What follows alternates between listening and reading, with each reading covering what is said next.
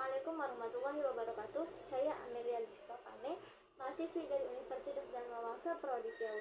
Sebelumnya izinkan saya menyampaikan sebuah materi yang berjudul Masjid adalah sebagai lembaga pendidikan Islam. Lalu, kemudian secara bahasa, masjid adalah tempat yang dipakai untuk bersujud. Kemudian memiliki makna luas menjadi bangunan yang dijadikan orang-orang untuk tempat bersujud. Kemudian Al-Jarkashi pernah berkata, manakala sujud adalah perbuatan yang paling mulia disebabkan itu termasuk kedekatan hambanya kepada Tuhannya, yaitu Allah. Maka tempat melaksanakan sujud diambil dari kata sujud, yakni masjid, yang artinya tempat sujud. Mereka menyebutnya tempat ruku atau yang lainnya. Kemudian perkembangan berikutnya, lafaz masjid berubah menjadi masjid yang secara istilah berarti berguna, yaitu bangunan khusus yang digunakan atau yang disediakan sebagai sholat 5 waktu. Berbeda dengan yang digunakan seperti sholat id atau sejenisnya.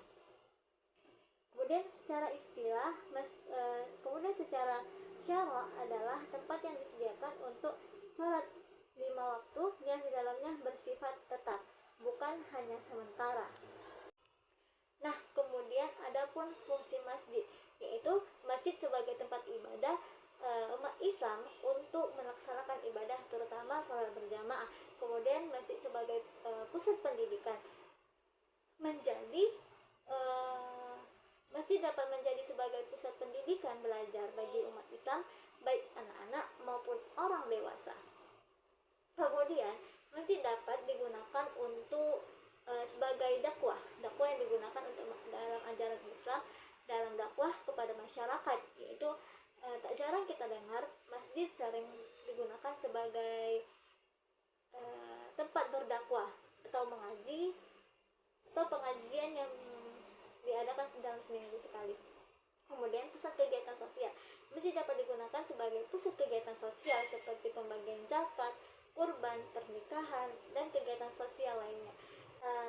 Ada beberapa peran masjid sebagai lembaga pendidikan. Itu pertama, ada sebagai pusat pembelajaran keagamaan. Masjid menyediakan ruang seperti sufah dan kutab untuk mempelajari Al-Quran, hadis, fikih, dan dasar-dasar agama Islam lainnya.